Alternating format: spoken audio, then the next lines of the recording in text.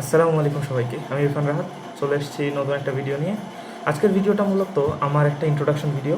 আমি কে অনেকেই তোমরা জানতে চাইছো এবং আমার অ্যাডমিশন জার্নি সম্পর্কে তোমরা অনেকেই জানতে চাইছো। সো সেটা নিয়ে আজকে একটা ভিডিও করার চেষ্টা করছি। ভিডিওটা কত বড় হবে সেটা আমার আইডিয়া নেই। সো তোমাদের যে প্রশ্ন সেগুলো নিয়ে আজকে কথা বলবো। তোমরা কী কী জানতে চাইছো সেগুলো নিয়ে আজকে কথা হবে। সো ভিডিওটা দেখতে পারো, আশা করি তোমাদের কাজে লাগবে। সো প্রথমে আমি নিজের নাম বলি। আমার নাম ইরফান, এতটুকুই রাখো, পুরো নাম জানার দরকার নেই। আমার হোম টাউন কুড়িগ্রাম। আমি বড় হয়েছি চট্টগ্রামে। আমার স্কুল ছিল চকরিয়া কলক বিদ্যাপীঠ, কলেজ ছিল government city college Chattogram. So এখন তোমাদের প্রশ্নগুলোতে চলে আসি। এটা হচ্ছে তোমাদের প্রথম প্রশ্ন ছিল, ভাই আপনি কখন থেকে অ্যাডমিশনের প্রস্তুতি নিয়েছিলেন?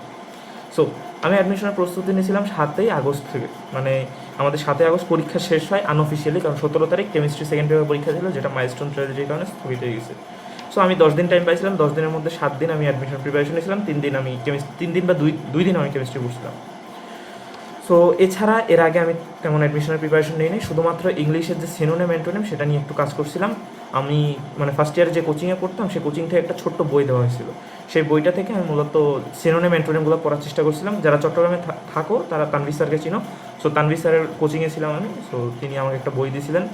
তো সেই বইটা থেকে, মানে ছোট্ট একটা বই ভোকাবুলারির জন্য, সেটা থেকে আমি একটু একটু করে পড়তাম আর কি। উনি দিনে দিনে পড়া দিতে আমি পড়তাম এতদূর। তো এছাড়া আমি অ্যাডমিশনের খুব বেশি পড়াশোনা করি নাই এখনও। তো 7 আগস্টের পর থেকে মোটামুটি অ্যাডমিশন নিয়ে প্রস্তুতি শুরু করলাম। আস্তে আস্তে একটু বিসিএস কোয়েশন সলভ করতেছি এরকম। সো এখানে দুইটা প্রশ্নের উত্তর ছিল, কখন থেকে অ্যাডমিশন প্রিপারেশন শুরু করছি আর একাডেমিক লাইফে জিকে পড়ছি কিনা, এটাও তোমরা অনেকে জিজ্ঞেস করছো। সো এটাও একসাথে বলে দিলাম। এরপরে তোমাদের যে প্রশ্ন সেটার আমি মনে একটা ইয়াও নিয়ে আসছি। তারপরে তোমাদের প্রশ্ন ছিল কি, কোনটা আমার মেইন কোচিং ছিল। সো আমার মেইন কোচিং ছিল রেটিনা। আমি 2024-এর শুরু থেকে রেটিনাতে ছিলাম একাডেমিক কোর্সে আর কি। বায়োকেম বলে একটা কোর্স হতো চিটাং ব্রাঞ্চে, অন্য কোনো ব্রাঞ্চে হইতো কিনা সেটা আমার জানা নেই। আমি সেই কোর্সে ছিলাম। সো ভাইয়াদের সাথে অনেক ভালো একটা সম্পর্ক হয়েছে, প্রি মেডিকেলেও ছিলাম। সো আমি মোটামুটি রেটিনাতেই সব কিছু কন্টিনিউ করছি। তো ভাইয়াদের সাথে অনেক ভালো সম্পর্ক হয়েছে। যখন অ্যাডমিশন লাইফে খুব বেশি ডিপ্রেসড লাগতো তখন আমি ভাইয়াদের সাথে কথা বলতাম। টিচার্স রুমে গিয়ে বসে থাকতাম, ভাইয়াদের সাথে কথা বলতাম যে ভাই এই স্ট্রেসটা কীভাবে কাটানো যায়, কীভাবে নাম্বারটা ভালো তোলা যায়। আমার ডেলি এক্সামে মোটামুটি মাঝে মধ্যে অনেক খারাপ মার্ক আসতো। সো সেটা নিয়ে ভাইয়ারা আমাকে অনেক বেশি হেল্প করছেন। সো রেটিনা আমার মেইন কোচিং ছিল। তারপরে আমি উন্মেষের যে ফাইনাল মডেল টেস্ট সেটাতে ভর্তি ছিলাম, অফলাইন যেটা। তারপরে মেডিকোতে আমি গোল্ডেন এক্সাম ব্যাচে ছিলাম, যেটা একটা সেকেন্ড টাইম এক্সাম ব্যাচ। সেখানে মূলত প্রত্যেকটা চ্যাপ্টারের একটা মানে প্রত্যেকটা বিষয়ের একটা অংশ নিয়ে পরীক্ষা হতো মেডিকেল স্টাইলে। যেমন physics, chemistry, biology, English, GK সব কিছু নিয়ে কিন্তু প্রতিদিন পরীক্ষা হতো। সো আমি নিজেকে যাচাই করার জন্য এই এক্সাম ব্যাচে ছিলাম, গোল্ডেন এক্সাম ব্যাচে। সো আমার কাছে এটা মনে হয়েছে অনেক ইফেক্টিভ। আমি 16 অক্টোবর এটাতে ভর্তিছি এবং মোটামুটি সবগুলো পরীক্ষা দেওয়ার চেষ্টা করছি। সো আমি এই 3টা কোচিংয়ে ছিলাম। এছাড়া আনঅফিসিয়ালি যদি বলি, মানে একদম ফ্রিতে আর কি যা হয়, যেমন আরটিডিএস ছিল। এই 7 তারিখ থেকে যে প্রিপারেশনটা শুরু করছি আগস্ট মাসের। সো 7 তারিখ থেকে আমি ওই যে রাত ভাইয়ের ন্যানো মেডিকেল কোর্স ছিল আরটিডিএসের। সো সেই কোর্সটা থেকে মোটামুটি একটু অধ্যায়গুলো দেখার চেষ্টা করছি, শর্ট সিলেবাসের বাইরের সেগুলো আমি মোটামুটি ন্যানো মেডিকেল থেকে কমপ্লিট করছিলাম, মানে কোচিং শুরু হওয়ার আগে আর কি। তারপরে তোহা ভাইয়ের কিছু মোটিভেশন, মানে স্ট্র্যাটেজিক্যাল যে ভিডিওগুলো সেগুলো দেখতাম। তারপরে আনাস ভাইয়ের ভিডিও তো ছিলই। সো এগুলো নিয়েই কাজ করছিলাম আনঅফিসিয়ালি আর কি। এছাড়া তেমন কোনো প্ল্যাটফর্মের সাথে আমি যুক্ত ছিলাম না। আরেকটা প্ল্যাটফর্মের কথা আমি একটু পরে বলবো, সেটা উজ্জ্বল থাকা আপাতত, পরে বলবো। সো এটা ছিল তোমাদের সেকেন্ড প্রশ্ন। এরপরে তোমাদের যে ছিল বই, আমি কোয়েশ্চেন কোড থেকে সলভ করছি বই কী কী ছিল, তারপর ডাইজেস্ট পড়ার সিস্টেম কী। আচ্ছা, সো আমি কোচিংয়ের বই ছাড়া অন্য কোনো বই কখনোই ফলো করিনি। মানে আমার অনেক ফ্রেন্ডরা ফলো করতো, আমাকে অনেকে সাজেশন দিছিল যে কেনার জন্য, বাট আমি কিনি নাই, কেনার হয় নাই, মানে সময় হয়নি। আমি অলস মানুষ ভাই, মানে খুব বেশি পড়াশোনা আমি এত করিনি। অ্যাডমিশন লেভেলেও পড়ছি, বাট আমার কাছে যেগুলো ছিল কোচিং থেকে যেগুলো প্রোভাইড করতো সেগুলাই করছি। এর বাইরে আমি অন্য কোনো বই পড়ি নাই। কারণ আমি এটা বিশ্বাস করি যে একটা কোচিং সবসময় চাইবে তুমি যাতে সাকসেসফুল হও, কারণ তাদের সেখানে মার্কেটিং আছে। বাট তুমি যদি ফেল করো তাহলে ভাই তাদের তো কোনো লাভ নাই, তাই না? সো তারা বেস্টটাই দেওয়ার চেষ্টা করে সব দিক দিয়ে আর কি। তো এখন ডাইজেস্ট পড়ার সিস্টেমটা কী ছিল? ডাইজেস্ট পড়ার সিস্টেম ছিল, আমি একটা বই পড়তাম, মেইন বইটা পড়তাম, পুরা বইটাই পড়তাম প্রথম দিকে আর কি, পুরা মেইন বইটাই পড়তাম। তারপরে আমি ডাইজেস্ট পড়তাম, মানে যখন বেশি টাইম ছিল তখন আমাদের জুলজি ক্লাস হতো। আমি জুলজির কিন্তু প্রায় বেশিরভাগ অধ্যায় ডাইজেস্ট করছি। যেমন দ্বিতীয় অধ্যায় প্রাণীর পরিচিতি, পরিপাক ও শোষণ, রক্ত সংবহন, মোটামুটি ডাইজেস্ট পড়ছিলাম কিন্তু সমন্বয় নিয়ন্ত্রণ, তারপরে প্রতিরক্ষাতন্ত্র, এগুলো কিন্তু ডাইজেস্ট করছিল ভালোভাবে। এরপর থেকে ডাইজেস্ট করা একটু কমাই দিয়েছিলাম আর কি। সো তখন কি তো ভাইয়ারা যে বইয়ের মধ্যে বলতো যে এই জিনিসগুলো দরকার আছে, এই জিনিসগুলো ডাইজেস্ট থেকে পড়বা, আবার ওনারা কিছু এক্সট্রা জিনিস বলে দিত যেটা ডাইজেস্টে আছে বাট আমি বইয়ের মধ্যে লিখে নিতাম। সো তখন আমার কাছে অনেক বেশি লাগতো আর কি, সহজ লাগতো, বই একটাই বই পড়তে হচ্ছে। তারপরে স্টিকি নোট দিয়ে আমার যদি মনে হয় যে এটা বইয়ে থাকলে অনেক ভালো হয়, তখন আমি স্টিকি নোট দিয়ে সেটা দাগায় রাখতাম। সো এটাই আমার ডাইজেস্ট পড়ার সিস্টেম ছিল। কেমিস্ট্রির ক্ষেত্রে আমি যদি বলি, ভাইয়ারা যেটা বলতো যে ডাইজেস্ট থেকে পড়তে হবে, আমি সুন্দর করে কেটে এনে বইয়ে লাগাই দিতাম, এতদূর। আর ফিজিক্সে আমি কী করতাম, ডাইজেস্টটাই বেশিরভাগ ক্ষেত্রে প্রেফার করতাম আর কি। একবার বই পড়ার পর আমি পুরো ডাইজেস্টটাই রিডিং করতাম, কারণ মেডিকেলের জন্য পুরো বই পড়া লাগে না, দাগানো লাইনগুলো পড়লেই এনাফ। এছাড়া এক্সট্রা যে ইনফরমেশন ডাইজেস্ট থেকে পড়তে হয়, ডাইজেস্ট মেডিট্রিক্স তোমার কাছে যে বই আছে সেই বইটাই পড়া আমার কাছে যুক্তিযুক্ত বলে মনে হয়েছে। সো আমি ডাইজেস্টটাই পড়ছি এতদূর, পুরা ডাইজেস্টটা আমি রিডিং করছিলাম আর কি। এছাড়া আর তেমন কিছু করি না। ইংলিশের ক্ষেত্রে কী করছি, ইংলিশের ক্ষেত্রেও ডাইজেস্ট করছি। গ্রামার পার্টের ক্ষেত্রে প্রথমে রুলস, যেগুলো রুলস ছিল সেগুলো দেখছি, তারপরে কোয়েশ্চেন সলভ করছি। পিছনে কোয়েশ্চেন ছিল প্লাস রেটিনা গাইডে বিসিএস ঢাবির কোয়েশ্চেন ছিল, এগুলো সলভ করছি। বিসিএস ঢাবির উপরে কিন্তু আমি যাইনি। জিকের ক্ষেত্রেও একই, দাগানো আমাদের জিকে দাগাই দেওয়া হইতো।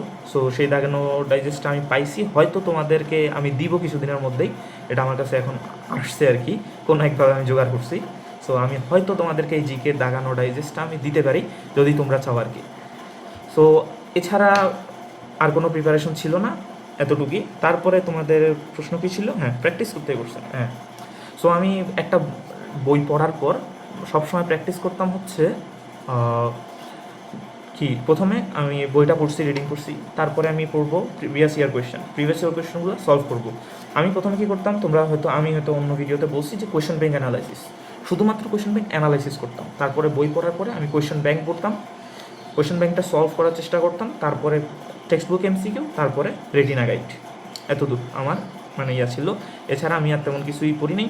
তারপরে যে কোয়েশ্চেন, ডেলি এক্সাম, উইকলি এক্সামের কোয়েশ্চেন থাকতো, তারপরে হোম প্র্যাকটিস একটা দেওয়া থাকতো, সেটা আমি পড়তাম। এতদূর হচ্ছে আমার প্র্যাকটিসের জায়গা। আর মাঝে মধ্যে আমার ওই যে অনুশীলনী এমসিকিউ যেগুলো, সেগুলো পড়তে ভাই বিরক্ত লাগতো। সো এখানে আমাকে অনেক বেশি হেল্প করছে মেডিলজির ওয়েবসাইট। সো মেডিলজির নামটা আমি শুনছিলাম আমার অ্যাডমিশন টাইমেই, এর আগে মেডিলজি নামে কোনো প্ল্যাটফর্ম ছিল সেটা আমি জানতাম না। সো ফারিয়া আপুর সাধারণ জ্ঞানের একটা ভিডিও দেখে আমি মেডিলজি সম্পর্কে জানতে পারছিলাম। সো তাদের ওয়েবসাইটে টেক্সট বুক এমসিকিউ এর একটা গেম আছে, মানে পোল গেমের মতো। সো এটা খেলছিলাম, এটা খেলতে ভালোই লাগে। সো ওটা থেকে আমি মনে করো টেক্সট বুক এমসিকিউ যখন বেশি বিরক্ত লাগতো তখন ওইটা থেকে পড়তাম, এতদূর। সো এছাড়া আর প্র্যাকটিস তেমন কিছুই ছিল না। আমি অন্য কোনো বই কিনে নেই প্র্যাকটিস করার জন্য, কেনার চিন্তা করছিলাম, বাট তারপর দেখতেছি সময় নেই, প্র্যাকটিস করতেই আসি, এভাবেই প্র্যাকটিস করছি। এছাড়া আর তেমন কিছু ছিল না। সো তারপরে আমাদের কী ছিল, হ্যাঁ, তারপরে সবচেয়ে গুরুত্বপূর্ণ জিনিস রিভিশন। সো তোমাদের প্রথম প্রশ্ন ছিল রিভিশন নিয়ে রিভিশনের জন্য আপনি কতটুকু টাইম রাখছেন। সো রিভিশনের জন্য আমি টাইম রাখছিলাম অলমোস্ট 1 মাসের মতো, অর্থাৎ 12ই নভেম্বর থেকে আমি অ্যাডমিশন শুরু করছিলাম আর কি, মানে রিভিশন যেটা অ্যাডমিশনের শুরু করছি। রিভিশন কীভাবে দিতাম, আমাদের যে পেপার ফাইনাল হইতো, মানে ওই সময় আমাদের পেপার ফাইনাল, সাবজেক্ট ফাইনাল এগুলো শুরু হয়ে গেছিলো। সো পেপার ফাইনালে আমি 7 থেকে 8টা অধ্যায় পড়তাম। সো আমাদের যেহেতু 12টা অধ্যায়, বায়োলজির ক্ষেত্রেই কথা বলতেছি, 7 থেকে 8টা অধ্যায় পড়তাম। এরপরে সাবজেক্ট ফাইনালে আমি বাকি 3টা অধ্যায় পড়তাম। এখন পেপার ফাইনালে কীভাবে পড়তাম, সুন্দরভাবে আমি দাগানো লাইনগুলো একবার চোখ বুলাই চলে যেতাম। 8টা অধ্যায় কিন্তু অনেক বেশি, 2 দিন সময় থাকতো। সো মোটামুটি চোখ বুলানোর চেষ্টা করতাম, যেগুলা আগে সলভ করছি, কোয়েশ্চেন প্র্যাকটিস করছি, যেগুলো ভুল হয়েছে সেগুলা সুন্দরভাবে দেখে যাওয়ার চেষ্টা করছি, এত দূরই। আর ইংলিশ জিকের ক্ষেত্রে কী করতাম, শুধু দাগানো লাইনগুলো দেখতাম। ওই রুলসগুলো, যেগুলো মনে করো রুলসগুলো আমার মনে থাকে না, যেমন নাউনের ক্লাসিফিকেশনের এই জিনিসগুলো আমার মনে থাকে না মাঝে মধ্যে। তারপরে তোমার জেরান পার্টিসিপাল মাঝে মধ্যে ভুল হয়ে যায়, ক্লজ ফ্রেজ এগুলো একটু ভুল হয়ে যায়। সো এগুলা দেখার চেষ্টা করতাম আর কি। এছাড়া আর তেমন কিছুই দেখি নাই। পেপার ফাইনাল, সাবজেক্ট ফাইনালের জন্য এতটুকুই আমার প্রস্তুতি ছিল। আর ফাইনাল মডেল টেস্টে কী করতাম, তোমার যখন ধরো একটা পরীক্ষা হচ্ছে, ফাইনাল মডেল টেস্ট, আমাদের কিন্তু 2টা করে পরীক্ষা হতো প্রতিদিনই। সো আমি যেহেতু 3টা এক্সামে ছিলাম, সো আমার অলমোস্ট 4টা পরীক্ষা দেওয়া লাগতো একটা দিনে, 4টা থেকে 6টা পরীক্ষা দেওয়া লাগতো। সো একদিনে কিন্তু, অর্থাৎ 600 কোয়েশ্চেন কিন্তু আমি একদিনে সলভ করতেছি, এটা আমার অনেক বড় একটা প্র্যাকটিস। সো 3টা কোচিংয়ে। সো এখন আমি যখন প্র্যাকটিস করে দিই ফাইনাল মডেল টেস্টের জন্য, একদিনে আমি শুধুমাত্র একটা সাবজেক্ট করি, শুধু দাগানো লাইন, অর্থাৎ যেটাকে আমরা বলি কি সারফেস রিডিং দিয়ে দিতাম, মানে একটা সাবজেক্ট দিয়ে দিতাম। তারপরে যখন তোমার 25-26 তারিখ আসা শুরু হইলো, তখন আমি আবার একটা নতুন কাহিনী শুরু করলাম। কী জন্য করছি জানি না, এটা হচ্ছে টেক্সট বুক এমসিকিউ আবার ধরলাম। সেটা এখন টেক্সট বুক এমসিকিউ করলাম মাস্টার কোয়েশ্চেন ব্যাংক থেকে, যতগুলো কোয়েশ্চেন ছিল মোটামুটি সবগুলো দেখে যাওয়ার চেষ্টা করছি, 15 দিনের মধ্যে কমপ্লিট দিছি। এরপরে আমরা আসি কোথায়, ফাইনাল মডেল টেস্টে মার্ক কীরকম আসতো। আমার মার্ক খুব বেশি আসতো সেটা বলতেছি না, আমার ডেইলি এক্সাম উইকলি এক্সামের মার্কগুলো হচ্ছে এই 37, 38, তারপরে 37, 38 থেকে 48, 49-এর মধ্যে যাইতো। সর্বোচ্চ মার্ক ছিল 38, সর্বনিম্ন একটাই ছিল, সেটা 20। বোটানির প্রথম অধ্যায়ের যে ডেইলি টেস্ট সেটাতে পাইছিলাম, এর মধ্যেই ছিল। উইকলি টেস্টে ফার্স্ট উইকলিতে খুব বেশি উত্তেজিত ছিলাম, আমার ফার্স্ট উইকলিতে নাম্বার আসছিল 90, এরপরে তোমার 70, 72, 74, 75, 80 এভাবে আসতো আর কি। So final paper final subject ফাইনালে মোটামুটি 77, 78 আসতো। তারপরে ফিজিক্স একটু বেশি আসতো, 85, 86-এর মতো আসতো। তারপরে যখন ফাইনাল মডেল টেস্ট শুরু হলো, তখন তোমার যখন পরীক্ষার অর্থাৎ ডিসেম্বর মাস যখন শুরু হলো, তখন থেকে আমার নাম্বার 85+ আসা শুরু করছে। সো তখন একটু ইয়াতে ছিলাম, তারপরে নার্ভাসনেস সব কিছু নিয়ে অনেক মানে ভালো একটা অ্যাডমিশন জার্নি গেছে বলতে পারে, অনেক মিক্সড ফিলিং ছিল। সো এখানে আমার বাবা মা আমাকে অনেক বেশি হেল্প করছে ভাই, তোমাকেও সেটা করবে অ্যাডমিশন জার্নিতে। আমি লিটারালি অনেক ক্ষেত্রে ডেলি এক্সাম থেকে এসে কান্না করছি যে আমি পারতেছি না, আমার দ্বারা মনে হয় হবে না। সো আমার আম্মু আমাকে অনেক বেশি হেল্প করছে, সান্ত্বনা দিছে, মোটিভেশন দিছে। অর্থাৎ আমার সবচেয়ে বড় মোটিভেশন ছিল আমার মা, তারপরে আর এরপরে বাকিরা আর কি, টিচাররা চাইতে হোক। সো মোটিভেশন আমার মা আমাকে লাস্ট পর্যন্ত দিছে। তো তারপরে পরীক্ষার দিন খুব মানে মোটামুটি কেমন নার্ভাস লাগতেছে, দোয়া দরুদ পড়ে যাইতেছি, একটা খেজুর নিয়ে গেছিলাম, খেজুর খাইছি, ভালো লাগছে। সো এখানে তারপরে প্রশ্ন যখন হাতে পাইলাম তখন মাথা মোটামুটি ফ্রেশ ছিল। সো এই কারণেই হয়তো আমি ডিএমসিতে চান্সটা পাইছি, নাইলে হয়তো না। আমি পরীক্ষা দিয়ে বের হয়ে আসলাম, আম্মু আমাকে জিজ্ঞেস করলো যে কত পাবি, আমি ডাইরেক্ট বলছি ভাই আমি 85 পাবো। সো সেটাই মোটামুটি হয়েছে, আমার টেস্ট স্কোর ছিল 85.25। এটাই মানে আমি এটাই জানতাম যে এইরকম একটা মার্ক পাবো, কিন্তু ডিএমসিতে যে আসবে সেটা আমি কল্পনা করিনি। বাট হ্যাঁ, যখন অ্যাডমিশন জার্নি শুরু করছিলাম ডিএমসি নিয়েই শুরু করছিলাম, সো তখন অবশ্যই খুবই ভালো লাগছে। আমার মা কান্না করে ফেলছিল এটা শোনার পর, দেখার পর। তো তখন সেই দিনটা সবচেয়ে খুশির একটা মুহূর্ত ছিল আমার জন্য। সো এতটুকুই। তো তোমাদের আর কি প্রশ্ন ছিল? আর কোনো প্রশ্ন তো ছিল না। সো আমি মোটামুটি সময়ের মধ্যে তোমাদেরকে আমার অ্যাডমিশন জার্নিটা সম্পর্কে বলার চেষ্টা করছি, আর আমি কোন কোচিংয়ে ছিলাম এগুলো নিয়ে কথা বলার চেষ্টা করছি, যেহেতু আমি এখনও কোনো কোচিংয়ের সাথে যুক্ত নাই। সো এগুলো নিয়ে বললাম আর কি। এরপরে তোমাদের ব্যাপার, তোমরা কোন কোচিংয়ে ভর্তি হবা। আমি সবসময় বলি ওই যে প্রত্যেক কোচিং চায় তাদের স্টুডেন্টকে যেন বেস্ট কিছু প্রোভাইড করা যায়। সো আমার কাছে এতটুকুই ছিল আমার অ্যাডমিশন জার্নি। 3 মাসের একটা জার্নি তোমাদেরকে এই 12-13 মিনিটে বুঝাইলাম। সো যদি আর কোনো প্রশ্ন থাকে সেটা আমি টেক্সটে তোমাদের কমেন্টে উত্তর দেওয়ার চেষ্টা করব। এছাড়া তোমরা আর কোনো ধরনের প্রশ্ন করো নাই? ও সরি, সো তোমাদের আরেকটা প্রশ্ন ছিল, মনে ছিল না আমার। সো তোমাদের প্রশ্ন ছিল যে ভাইয়া 25 এডিশনে, যারা সেকেন্ড টাইম আছে আর কি, 25 এডিশনের বই পড়লে চলবে কি না। সো তোমাদের যে 25 এডিশনের বই সেটা পড়লে চলবে, কিন্তু আমার মনে হয় 26 এডিশনে কিছু চেঞ্জ আসবে। যেমন 25 এডিশনে আমার 25 ভর্তি পরীক্ষায় আর কি একটা প্রশ্ন আসছিল দাঁত নিয়ে। সো দাঁতের কিছু সেগমেন্ট হয়তো ওখানে অ্যাড করতে পারে, এই জিনিস মানে কিছু এক্সট্রা ইনফো তো অবশ্যই অ্যাড হবে। যেমন 24-এ কিছু ছিল, 25-এ এক্সট্রা কিছু যোগ হয়েছে, মানে আর আজাইরা কিছু জিনিস ফেলাই দেওয়া হয়েছে। সো এবারেও 26-এ কিছু যোগ হবে, কিছু মানে ফেলাই দেওয়া হবে।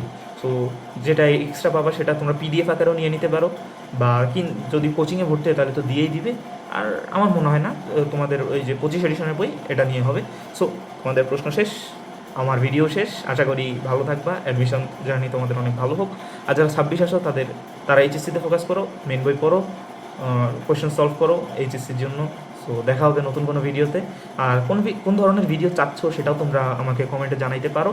সো আমি চেষ্টা করবো যে তোমাদের জন্য নতুন ভিডিও নিয়ে আসার এবং ইনোভেটিভ কিছু নিয়ে আসার, যেটা চলতেছে। তো আমাদের টেলিগ্রামে যুক্ত থাকতে পারো, তানজিম আর আমার চ্যানেলটা সাবস্ক্রাইব করে রাখতে পারো, পেজ ফলো দিয়ে রাখতে পারো। ও আসসালামু আলাইকুম, দেখা হবে নতুন কোনো ভিডিওতে।